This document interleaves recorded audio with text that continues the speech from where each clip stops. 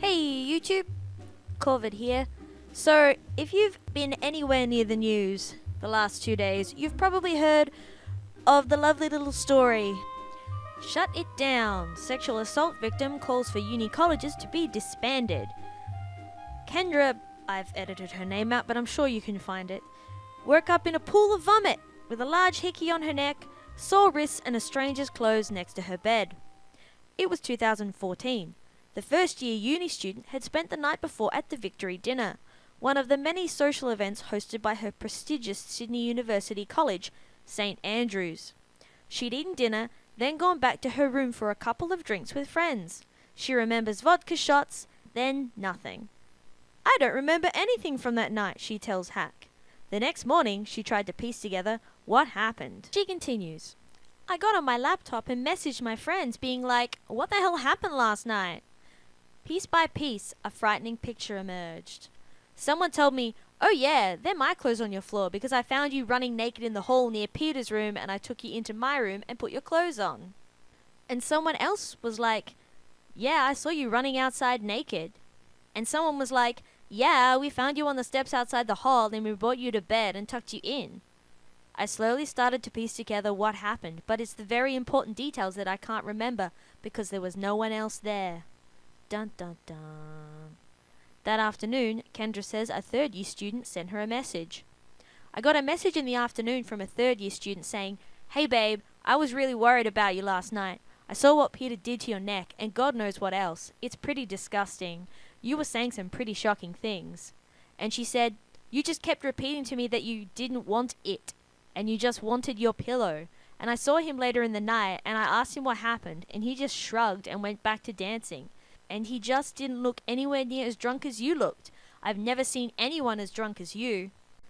So far it looks like this girl got really, really drunk. Or perhaps was roofied. We'll never know. And had sex with a guy. And then drunk her decided that she didn't want to have sex anymore and left without bothering to put her clothes on. And he was all like, pfft, and just went back to the party where everyone else was hanging out. And that's it. End of story." But the article goes on. And after I got that message, I was like, wow, okay, something sinister has happened here. Kendra says she stayed in her room all day trying to avoid people. That night, she heard her name on the PA system that was echoing through the halls. "There's this tradition called buffet," Kendra tells Hack. "Every night, especially around exam time, there's an elected buffet crew who open up the Highlander bar at 9 o'clock every night and sell lollies and Red Bull and milkshakes as little study snacks, and it's really great. But to tell the college that buffets open so everyone can come down, they do a thing called buffet chat, where they tell the exploits of what happened at the most recent party night. It was announced over the PA system along with a whole bunch of other things. It was kind of wedged in there as if it was a funny thing when it was not. The next day is when the real kind of taunting started. It's never aggressive taunting. It's never slut-shaming. In college, your sexual experiences are everyone's sexual experiences." So far, she gets real drunk, doesn't remember anything, and wakes up naked in a room with signs of potential sexual activity having happened. And then she gets a bunch of messages from people throughout the college who ran into her throughout the night, telling her that they think maybe something went down between her and a guy called Peter, not his real name. And then somehow that means something sinister happened. Even though there's no proof something sinister happened, it's just hearsay from her drunk self to a person who then relayed it to her later. Great. Oh, and then the fact that some crazy random drunk chick was running around the halls naked was worthy of mentioning on the PA, and then other people mentioned that it was mentioned on the PA to her. I'm sorry, random people running around drunk through the halls while naked is worthy of being on the message board. 'Cause it's fucking funny. If you're gonna run around with no clothes on, expect people to laugh at you, drunk or not. God damn. The hallway taunting was far removed from what Kendra had imagined when, just a few months earlier, she had left her coastal hometown of Nowra study in Sydney. She'd decided to move into a college, an on-campus university residence often attended by country kids and students from some of Sydney's most prestigious high schools. Both my older brothers went to colleges. They had a ball. The kind of dormy, familiar feel of it was something I was super interested in. I also didn't know anyone going to my university from my town, so it seemed like a pretty good way to meet a bunch of people straight off the bat. It felt safe. I would expect it to feel safe for $13,000 a semester. Fuck. Well, she thinks something dodgy's happened. She thinks she's potentially been raped. So, do you think she goes to the cops? Do you think she goes to the police to get the man who potentially raped her arrested and have justice done? Nah. Kendra took her story to the college authorities. They agreed her story was serious and should be investigated. She typed out her statement and asked 2 of her friends, who she says had also been aggressively pursued by Peter, to do the same. Following an internal investigation, Kendra says the college found that they didn't have enough evidence to prosecute him with what she claimed had happened. Instead, they suspended him from the college for 5 weeks for going around and telling everyone that we had sex, which he did. Kendra says at the time she was happy with how her complaint had been dealt with. Why the fuck are we talking about it if it was oh, for fuck's sake. I was wanting to very much put it behind me. Looking back now, it's too fucking... Kendra feels far from happy with the college's response. She feels they should have encouraged her to take her story further. To police. No shit, Sherlock! If they weren't going to prosecute him, how could they prosecute him? They're not the fucking police. Oh, for fuck's sake. Then they should have at least supported and encouraged me, or given me the option to take it further, and not just have given him a tokenistic punishment. 5 weeks is not tokenistic. That's like an entire term, which almost distracted me. What? What? You make no sense! They never said, we believe you. Do you need them to believe you to take it to the cops? Do you need someone to look after you? Are you not an adult? Is that what this is? Oh, but hang on. St. Andrew's College principal Wayne Erickson says it is Kendall's responsibility to report the assault to police. Oh, a beacon of actual fucking intelligence shines through. All through the process of the investigation, we talked to her about her options, including reporting to police, recommending that she go to the sexual assault unit at the Royal Prince Alfred Hospital, and we offered to take her there for that purpose, he says. No student should ever have to go through an experience of harassment or abuse as she did. Well, you don't know if she did, but fuck it, whatever, we'll just go with it. I understand completely that she wanted to put it behind her at the time. I also understand if, as it appears, she wants to change her view. Well, she can change her view if she wants, but it ain't gonna fucking change the fact that she didn't go to the cops. I've said very clearly if she wishes to proceed in a different direction from 2014, then we'll support her. So, how is the college at fault here? The college seems super supportive. The college seems like it's A-OK, that it actually told you to go to the cops if you wanted him prosecuted, and that they couldn't do jack shit except suspend him. And yet you didn't do that. What the fuck? But Kendra says when Peter returned to college after his 5-week suspension, she immediately felt uncomfortable there and avoided the common areas. He came back 5 weeks later. He told the cohort he was taking care of a sick relative, and that's why he was absent. Kendra believes university colleges should be shut down altogether. They should be disbanded. I honestly believe that. I honestly believe that no amount of good relationship exercises and, reform will be able to fix what is there. No, sweetie. No amount of reform is going to be able to fix your fucking brain. That's the real truth. Sexual harassment and assault is a problem at universities across Australia, as the National Union of Students found when they looked into this last year.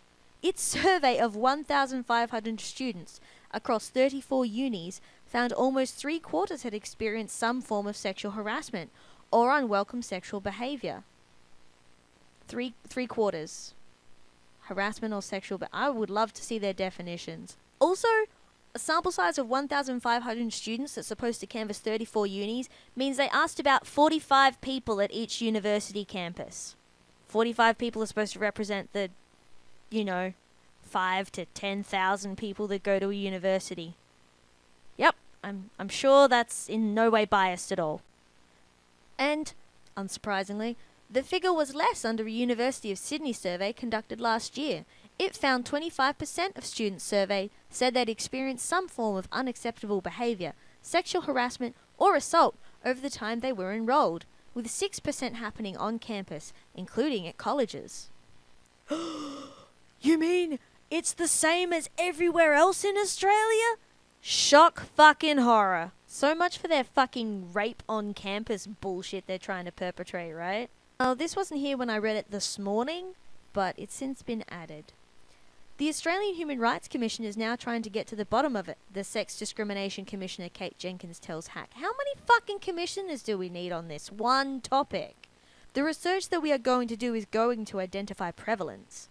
Didn't we just cite 2 studies that had already been... Okay, do another one, sure, why not? She says she's working with universities across Australia to conduct a survey, which will inform the university's responses to sexual assault. I don't really feel it's the university's job to respond to sexual assault. I'm pretty sure that's the police's job, but clearly I'm wrong on this. It's going to identify student knowledge of services and supports, so Kendra may or may not have understood what the university could offer. She says the survey will help universities improve how students can report assault, making the process more tailored. Why do they need to report assault to the university? It's a police matter. This comes after Sydney University commissioned Miss Jenkins' predecessor, Elizabeth Broderick, to investigate the culture at their residential colleges. Anna Hush, the Women's Officer for Sydney University's SRC, welcomes changes to the reporting process. I think there are just so many problems with the way we report to the university, she says. They've currently got a complaints portal. It's not only for incidents of sexual harassment, assault, bullying, discrimination, that kind of cluster of issues. Is for any type of formal complaint you might want to make against the university. So things like if you feel like you've been graded unfairly. Yeah, they should clearly keep those things separate. I think there's a level of importance that they're not addressing. Oh my god, I actually agree with something in this article. Fuck, that's a first. The first thing that it tells you when you go to the complaints portal to make a complaint, it asks you if you've tried to resolve the issue informally with the other person involved, which is just incredibly inappropriate in the case of sexual assault. You're not going to have a coffee with your rapist and just ask them not to do that again. Well, no, because you just said before it's not designed to deal with rape or assault. So saying both those things is fucking ludicrous after you just told us that it's supposed to be used for reporting unfair grades and other boring shit like that. It's not supposed to be used for reporting assault because it's not the university's job to deal with assault. It's the fucking police. For fuck's sake! So, summary. Girl gets really drunk. Guy fucks girl. We don't know what happened because she's too drunk and doesn't remember anything, and of course he's never gonna fucking say, because incriminating yourself if you did rape someone is dumber than raping someone in the first place. The university doesn't do anything because it's not the fucking police. Surprise, surprise, that's not its fucking job. She decides she's happy with the suspension instead of taking it to the cops. And then 2 years later decides she's not happy with that anymore, but is pretty much too fucking late by that point. And there's no physical evidence, and most people have probably forgotten about it, and everything's fucking hearsay, and no one knows what actually happened except for the one guy who's never gonna admit if he actually did something wrong. And she's blaming all colleges everywhere because one guy was a cunt. Even though the college stood by her and tried to do its best to make her happy. Wow, she's kind of a selfish bitch. I'm really sorry something bad happened to you, lady, but because something bad happened to you, doesn't mean that everybody else who enjoys college and hasn't had anything bad happen to them and is actually trying to improve college culture has to suffer because you decide you want something, and what you want is more important than the thousands of other people who have had great college experiences and have had no problems. Wow. And I'm pretty sure the only reason that your little episode hit the news is because of the rackwed from last week, which was also a college bullshit thing that was blown way out of fucking proportion. Do you know what I'd like? Some actual reporting where they don't blow shit out of proportion. That would be nice. I would plead with the ABC to stop blowing shit out of proportion. Please. You're supposed to report the news, not fucking media clickbait. Anyway, if you made it this far and you haven't had an aneurysm, thank you for watching. Please comment below if you want to or have something to say. I am making a series about the ABS statistics. It's just taking a fucking long time because that shit is dense. Also probably going to do one on New Zealand stats because their stats are actually surprisingly easy to access, which is nice. Anyway, I'll see you later. Bye.